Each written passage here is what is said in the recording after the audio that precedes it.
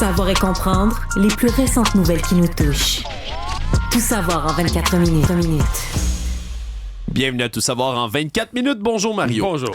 On est revenu à la charge aujourd'hui du côté du gouvernement Legault avec des chiffres qui continuent, Mario, de s'accumuler, si on veut, dans le dossier des demandeurs d'asile ici au Québec. Je rappelle les faits.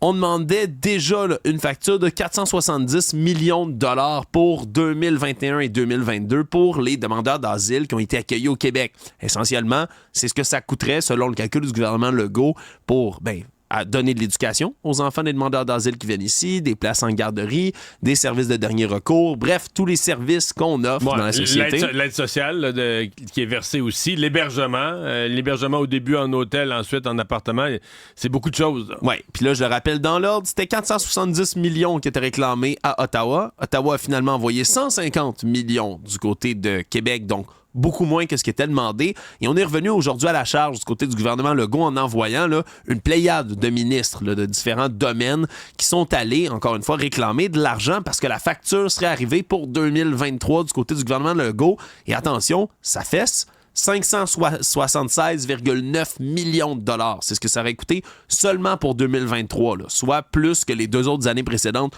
combinées ensemble. Le total de la facture, au-dessus d'1 milliard. Puis on tire la sonnette d'alarme encore en disant, en ce moment, c'est une crise humanitaire qu'on pourrait avoir sur les bras, tellement il y a de demandeurs d'asile qui arrivent ici. Puis c'était beaucoup de chiffres, Mario, qui ont été présentés aujourd'hui. Mais c'est des chiffres, sincèrement, moi je vais le dire dans mes mots, moi c'est des chiffres qui m'ont donné le vertige. Là. Oui.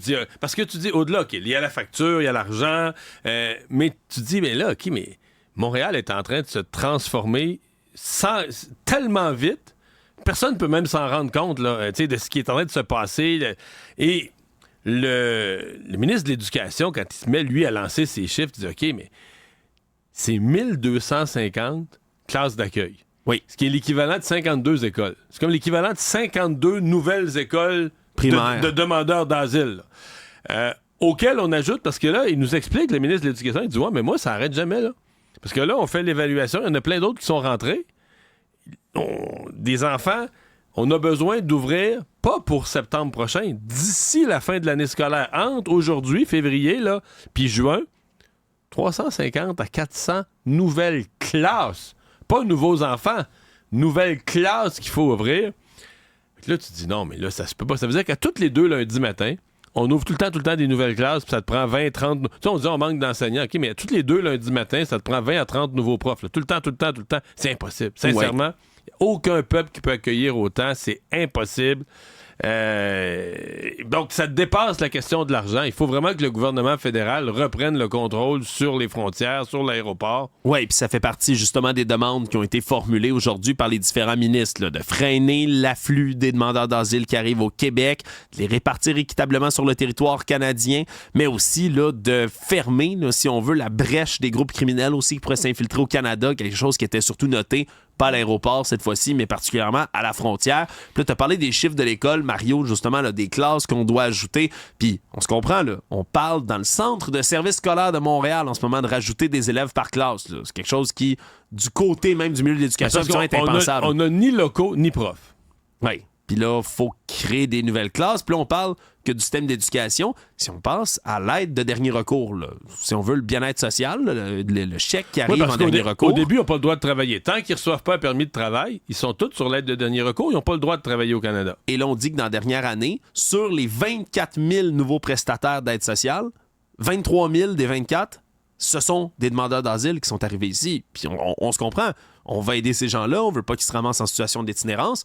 Mais c'est parce qu'il y a un prix. Il y a un prix, il y a un coût à tout ça comme société. Puis je rappelle, sur le milliard maintenant de la facture qui est dépassée, 150 millions de dollars qui ont été donnés par Ottawa. Est-ce que ça va forcer Justin Trudeau à réagir plus fort, Mario? Aujourd'hui, Justin Trudeau a réagi. C'était un petit peu... comme une réaction sympathique. Là, oui, on reconnaît la générosité du gouvernement du Québec à faire un bel accueil. Bravo, on le fait ensemble. Mais c'est comme, tu te dis, OK, est-ce qu'il nous niaise? Parce qu'en même temps, c'est comme, il gratifie le gouvernement du Québec pour cet accueil généreux, mais il fait semblant de pas entendre l'urgence, de pas voir le problème, de pas voir les chiffres sur les écoles. Il fait comme si, je sais pas, sincèrement, on sait pas trop ce que Justin Trudeau pense de ça. Est-ce qu'il est juste? est-ce qu'il est juste collé politiquement au fond de la poêle, là, dans le sens que il se dit, garde, là, moi, là, j'ai été le gars qui a poussé ça, plus d'immigration, plus de demandeurs d'asile, là, ça me pète des mains, crise du logement, mais je peux pas, politiquement, je peux pas faire demi-tour. Est-ce qu'il veut trouver une façon? Là, son ministre de l'immigration semble vouloir, en tout cas au niveau, par exemple, des étudiants étrangers, trouver des façons de fermer un peu certaines valves. Mais c'est très difficile de savoir c'est quoi la pensée profonde du gouvernement Trudeau à ce moment-ci. Qu'est-ce qu'ils veulent faire? Puis, je reviens dans les écoles. Je reviens dans les écoles. Qu'est-ce qui était le cœur de la dernière négociation récemment? Là? Ben, on manquait de profs. Ouais, puis la composition de la classe. Hein, les enseignants, là, ce qui est la frustration qu'ils ont gardée malgré les augmentations de salaire, c'est la composition de la classe. Or, la composition de la classe, là, tous les milliers d'élèves qui sont dans des classes d'accueil, ben là, le but, c'est qu'en septembre prochain, ils regagnent les groupes réguliers. Mais soyons sérieux, là. Est-ce qu'ils vont parler un français parfait? Est-ce qu'ils vont écrire... Tu sais, ceux qui parlaient pas français, mettons, il y a quelques semaines, quelques mois, ils vont s'être améliorés, ils vont le parler. Pour certains, ça va être un progrès énorme. On va dire c'est incroyable. En quelques mois seulement, ils parlent correctement le français avec un petit accent et tout ça. Mais tu sais, il reste qu'ils vont avoir un français limité. Est-ce que c'est un français suffisant pour apprendre à la même vitesse que les autres en histoire, en géographie, en d'autres matières?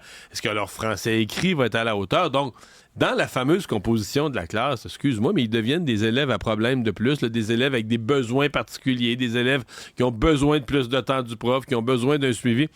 Fait que t'as déjà des enseignants qui hurlent, à Montréal surtout, notre classe, ça se peut plus, notre composition de la classe, ça se peut plus. Mais ça, c'est des centaines et des centaines et des centaines de nouveaux élèves avec des besoins particuliers. Puis là, je mets même de côté ceux qui ont des problèmes sociaux, qui ont vécu des traumatismes, qui ont pu être dans un camp de réfugiés, mais juste strictement au niveau linguistique. Ils sont des enfants avec des besoins particuliers qui, par milliers, vont aller dans les classes. Fait que la composition de la classe, le problème n'est pas fini. Oui. Problème pas fini. Je pense que c'est la phrase à retenir de tout ça, Mario, puis la réponse du fédéral. Ben, une vraie réponse, là, au-delà de ce que M. Trudeau a pu répondre aujourd'hui, elle va se faire attendre pour l'instant. Actualité. Ben, continuons de parler d'aéroport et de fiasco au fédéral. On va parler de l'application Arrive-Can, encore une fois, qui n'est pas au bout de ses déboires. Là. Outre le fait, puis c'est une nouvelle qui est sortie également, là, qu'on va à nouveau examiner les contrats de la fameuse entreprise, ou du moins de l'entreprise précédente qui avait été fondée par les deux personnes derrière, là, justement, là, GC Strategies qui coordonnait l'application Arrive-Can. Mais aujourd'hui, c'est une action collective qui est lancée contre le gouvernement fédéral en lien avec l'application.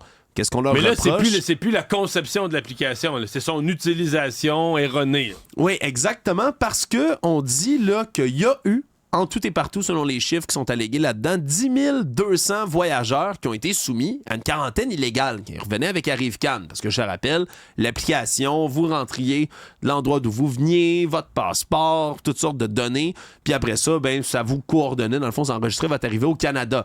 Mais, dans certains cas, ça vous demandait aussi de vous mettre en quarantaine pendant 14 jours. On s'en souvient, au plus fort de la pandémie. Et là, ben, c'est au-dessus de 10 000 utilisateurs qui auraient reçu entre le 28 juin puis le 20 juillet 2022, ben, un ordre d'aller se confiner quand ils revenaient du pays, alors que c'était pas du tout quelque chose qui était nécessaire. C'était pas requis, c'était pas nécessaire, c'était pas recommandé. Puis ces gens-là ont dû faire une quarantaine quand même. Et là, ben, cette action collective-là veut ratisser encore plus large, veut aller chercher toutes les personnes en tout et partout qui auraient dû se soumettre à une quarantaine en revenant, une quarantaine qui est erronée entre 2020 et 2022. Donc, on a quand même là, toute une action collective. Le montant n'a pas été encore dévoilé de combien ça pourrait revenir, tout ça. Mais c'est une autre tuile quand même qui tombe sur une application qui était déjà dans l'eau chaude pas mal. Oui, absolument. Mais ça va être intéressant à suivre. Parce que quand même, le gouvernement était dans son droit de demander la quarantaine. Qui a fait l'erreur? Pourquoi on a demandé des quarantaines pour rien? Puis je suis pas certain du fait de l'élargir, là, des gens. Ceux qui ont vécu une quarantaine inutile, je comprends. L'élargissement, on va voir ce que les juges vont autoriser, parce que des fois, on parle des actions collectives avec des grandes ambitions. Donc, on va voir celle-là ce qu'elle donne. Savoir et comprendre, tout savoir en 24 minutes. Dans les affaires judiciaires, maintenant, il y a un Québécois de 82 ans qui était en vacances au Mexique, qui a reçu 2 balles au thorax puis qui lutte maintenant entre la vie et la mort après avoir été placé dans un coma artificiel. C'est l'histoire de Yvon Langevin, qui est un snowbird, fait à peu près 30 ans, qui va à Acapulco, va prendre des vacances justement dans le sud, au Mexique, comme beaucoup de snowbirds. Et là, ben lui, ce serait, de ce qu'on comprend dans l'histoire puis des détails... Ça serait fait une nouvelle amie. Oui, une nouvelle amie, une petite copine, une lui fréquentation. Lui à 82. 82 ans, celle-ci serait, puis là, on n'a pas l'âge exact, mais on parle 19 ou 20 ans, selon un ami de celui-ci, Alain Tremblay, qui a raconté, entre autres, là, certains détails à la presse. Et qui expliquait, ben oui, il s'est amouraché de cette jeune femme-là, 19-20 ans, se sont rencontrés. Lui, son épouse, hein, monsieur Langevin, est décédé depuis un moment, il est veuf. Et donc, la rencontre développe une amourette, mais... Problème, c'est qu'il semble que la jeune Mexicaine, elle, avait déjà un conjoint. Et là, ben, ce qu'on explique, c'est que ce serait lui, ou du moins lui et certains complices dans cette histoire-là, qui seraient allés à la porte de son condominium, justement, cogner. Et quand il a ouvert la porte, ben, il s'est pris 2 balles dans le thorax. Son animal de compagnie qui s'est fait abattre, lui aussi, dans ce dossier-là. Là, on essaye d'enlever les 2 balles. Il est dans le coma artificiel. Et là, ben, il y a une enquête qui est déclenchée, bien évidemment, autour de tout ça. Mais vraiment, drôle d'histoire, Mario, là, qui a des conséquences dramatiques. Vraiment, absolument. Tout savoir en 24 minutes. Toujours dans les histoires de fusillade, on continue à apprendre des détails de cette drôle d'histoire qui s'est passée à Saint-Malachie. Mario, là, il y a film, là. Ouais. Un film policier, un film de gangster, un film, carrément. Véritablement, alors... Parce que c'était comme une prise d'otage en cours. Finalement, on se rend compte que c'est ça, là. Des gens sont arrivés chez d'autres comme pour un peu les séquestrer ou les menacer. Exactement, puis tout ça, ça s'inscrit dans le grand contexte plus large dans le coin de Québec. De la drogue, là. De la guerre de la drogue. Contrôle du territoire. Qui se passe en ce moment avec le gang du caïd Dave Pic Turmel, là. Un homme qui mène une rébellion, là, selon les dévoilements de nos collègues du bureau d'enquête qui ont dévoilé justement que lui mène une rébellion contre les Hells Angels de la région de Québec et donc qui a aussi là, été à l'origine là, de ces vidéos qu'on a pu voir là, hier également de torture, ni plus ni moins, là, de séances de torture qui ont été diffusées, filmés et qui font froid dans le dos, franchement. Puis c'est un peu dans ce contexte-là, on se comprend. Vidéo de torture, il faut comprendre que les Hells Angels sont assis sur la chaise dans la position de la victime. Oui, en se faisant couper une oreille, entre autres, dans une de ces vidéos-là. C'est sûr que quand tu as connu la force des Hells, tu te dis, OK, est-ce qu'on approche d'un moment où les Hells vont appeler la police puis demander qu'ils passent un peu plus... faudrait que vous circuliez un peu plus dans le quartier, là. Pour être visible. Dans ce cas-ci, je peux pas confirmer, bien évidemment. On sait pas si l'otage en question, dans cette histoire-là de Sainte-Malachie, lui-même là, est affilié aux Hells Angels, mais ce que je peux dire, c'est qu'il a dû appeler la police, parce que là, on comprend que la personne qui a été tuée, c'est un des assaillants, alors que l'otage lui-même a réussi à prendre la fuite, il a tué un des hommes qui était en train de l'assailler. Ou un de ses assaillants. Voilà, en a blessé un autre. Le deuxième otage qui était sur place aurait été lui aussi blessé dans l'échauffourée.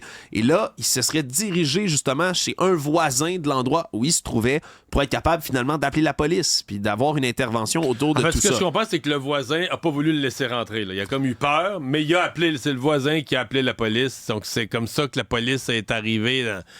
Parce que je sais pas, lui, il a cogné le voisin en demandant de l'aide, mais le voisin n'a pas été rassuré par la scène. Est-ce que...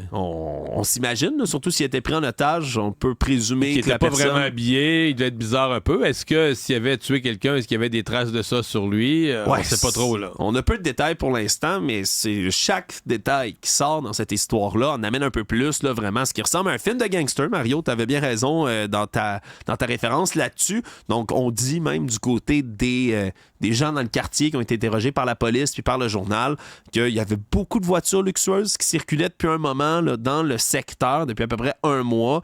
Ça pourrait être lié à tout ça. Bref, on risque d'avoir plus de détails un peu, mais les derniers jours, ça brasse là, dans le crime organisé au Québec, Mario. Tout savoir en 24 minutes.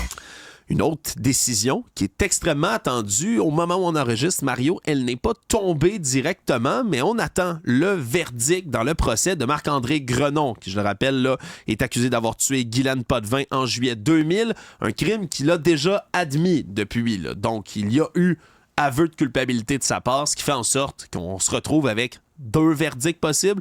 Premier degré, donc meurtre prémédité, et meurtre au deuxième degré. L'acquittement est sorti des possibilités. Là, à partir du moment où lui admet être le responsable du décès, l'acquittement vient de tomber là, comme possibilité. C'est vraiment... Est-ce qu'il avait prémédité? Il a commis le geste, là, c'est lui. Il avoue être responsable de la mort de Guylaine Potvin. L'avait-il prémédité ou non? Oui, puis c'est la question qui se retrouve derrière tout ça. Puis le jury, Mario, n'aura pas délibéré très longtemps. Ils sont entrés en délibération à 14h aujourd'hui. Et au moment où on enregistre, on attend la décision qui devrait tomber d'une minute à l'autre, soit vers 17h, et qui devrait là, se confirmer très bientôt. Donc ça va être... Je sais qu'il faut pas le dire publiquement, mais moi, un verdict rapide... Avec ce que j'ai vu, j'ai mon intuition, mettons, sur ce que ça veut dire. Voilà. Puis, faut comprendre aussi que du côté du jury, on a été séquestré avec plusieurs détails aussi qui n'ont pas été révélés ou dévoilés pour pas corrompre le jury. Entre autres, Mario, quelque chose qu'on apprend maintenant, il est accusé d'une autre tentative de meurtre. À ce moment-ci, Marc-André Grenon, cette fois-ci, c'est en juillet 2000. Donc, on se rappelle, le crime contre Mme Potvin, c'est en avril que ça a été commis. Donc, quelques mois plus tard, c'est une jeune femme de Québec qui a été agressée sexuellement, qui a vécu une attaque, mais elle a survécu à tout ça dans un contexte qui, déjà, là, à l'époque, avait été vu comme très similaire, si on veut, à ce qui était arrivé à Guylaine Potvin. Mais on connaissait cette histoire-là, sauf que dans le procès, ils peuvent pas mêler deux affaires. Là. Voilà, mais on ne peut pas dire qu'il était justement accusé aussi dans ce dossier-là. Donc maintenant, là, c'est chose faite. Et là, on attend d'une minute à l'autre un verdict là, qui pourrait être rendu. Restez des nôtres, très clairement, qu'on aura l'occasion d'en reparler un peu plus tard. Économie. En ce moment, on se pose des questions sur la longévité ou même plutôt la survie du panier bleu, Mario. Le panier bleu qui a été créé... Moi, je m'en pose pas. Non? C'est fini? C'est fini. Oh. Mais reste repose en paix, panier bleu. Ce matin, à LCN, j'ai posé la question à Pierre Fitzgibbon qui m'a dit le gouvernement a fait ce qu'il avait à faire là-dedans. Il y avait des besoins pendant la pandémie. On va prendre une décision dans les prochains jours. Tu dis, je pense qu'on sait quelle décision. Oui, parce que le panier bleu, c'était déjà quelque chose qui était sur le respirateur artificiel depuis un bon moment. Déjà ici, à l'émission, Mario, hier, on recevait la dame qui préside Produits du Québec puis qui nous expliquait justement à quel point là, ils sont fiers d'avoir une marque sur Amazon. Ils ont créé une section dans Amazon. Leur logo va dorénavant être disponible sur Amazon pour identifier les produits du Québec. Ça venait un peu si on veut, jouer sur le terreau du panier. Il y a deux façons de voir ça. T'sais. Tu peux dire ça vient démontrer hors de tout doute que le panier bleu est inutile et que le gouvernement doit s'en retirer. Ou tu pourrais aussi dire, ça vient donner au ministre Fitzgibbon une espèce de porte de sortie pour dire, là, regarde, là, avec cette belle réussite de les produits du Québec qui a fait un deal avec Amazon, le panier bleu n'est plus... Puis tu sais, trouver une porte de sortie, le panier bleu n'est plus nécessaire, puis on sort par la porte d'à côté, puis on oublie tout ça. On aura perdu quelques millions là-dedans, c'est bien évident. Ouais, 16 pour être exact. Ouais, mais... C'est comme si ça nous rappelle, tu sais, dans la pandémie, on dirait, tu sais, l'achat local, c'est important. Puis il y avait une espèce de côté, on va s'entraider, tout va être possible. Mais moi, je me souviens, il y avait beaucoup de sceptiques, on disait le panier bleu, OK, c'est parce que là, il faut battre Amazon, tu sais. Oui, puis s'il y a bien quelque chose qui est difficile à battre... de livraison rapide. Puis là, au début, tu pouvais pas payer sur le site, ça livrait pas, puis là... Oui, parce que maintenant, c'est chose faite, là. On peut quand même, là, organiser un achat, le recevoir. Moi, je l'ai utilisé une fois. Et puis? Dans le temps des fêtes, là, je cherchais un produit, je l'ai cherché via Google. Moi, je me suis aperçu qu'il était disponible par le panier bleu. Puis moi, je suis quand même, c'est notre métier, nous, on fait de l'information. Je dis, tabarouette. Je vais l'essayer. Oui, le panier bleu, je n'ai parlé, je l'ai jamais essayé. J'ai toujours bien savoir, ça marche-tu pas. Puis c'est drôle parce que j'ai commandé du thé. Mais j'en ai commandé direct chez un marchand québécois qui était pas dans le panier bleu. Là. Direct, j'ai commandé à 2 places le même jour. Puis celui que j'ai commandé direct est arrivé genre en 48 heures, puis celui du palmier bleu est arrivé en 1 semaine. Mais c'est pas grave, là, du thé, c'est pas comme... tu sais, j'étais pas en attente d'une transfusion sanguine. On se comprend. C'était correct. Mais bon, c'est peut-être un hasard aussi, mais ça a été plus lent avec le panier bleu que celui, le commerçant québécois qui faisait affaire direct. Là. Pour l'instant, en tout cas, on a droit à un silence de mort du côté des gens qui dirigent le panier bleu. C'est une petite entreprise, il y a 25 employés du côté du panier bleu, puis on répond pas aux questions. Pour l'instant, donc c'est un peu... Est-ce que c'est le silence, justement, comme tu le dis, qui annonce le début des funérailles du panier bleu? Je pense que c'est fini. C'est-à-dire que c'est un conseil d'administration indépendant, mais je pense que la partie support gouvernemental, c'est fini. Donc, à mon avis, ça ne va pas vivre sans support gouvernemental. Là. Le Monde. Malgré toutes les pressions internationales qui pesaient aujourd'hui sur les États-Unis, il y a eu un vote auquel les Américains ont apposé leur veto au Conseil de sécurité de l'ONU, alors qu'on demandait, il y avait une résolution pour demander un cessez-le-feu immédiat à Gaza dans un contexte où, on se comprend, là, il y a plusieurs centaines de milliers, au-dessus d'1 million de personnes, de déplacés palestiniens qui sont en ce moment à Rafah, là, une municipalité dans le sud de l'enclave de Gaza qui est en ce moment là, prise d'assaut, je vais le dire de ce mot-là, par toutes sortes de gens qui sont déplacés par les bombardements, les combats, qui s'entassent sur place, et on a menacé du côté d'Israël dans les prochains jours de faire une offensive terrestre sur cet endroit-là, ce qui est décrié bien évidemment comme un crime humanitaire grave et qui pourrait entraîner toutes sortes de répercussions, entre autres chez la population civile palestinienne.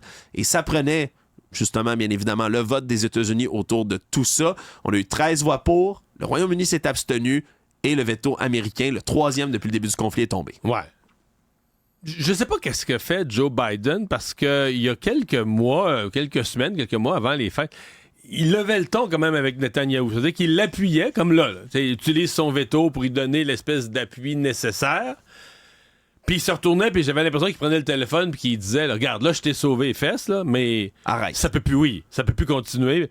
Est-ce qu'il le refait? Là, je pense qu'aujourd'hui, c'est comme c'est le veto.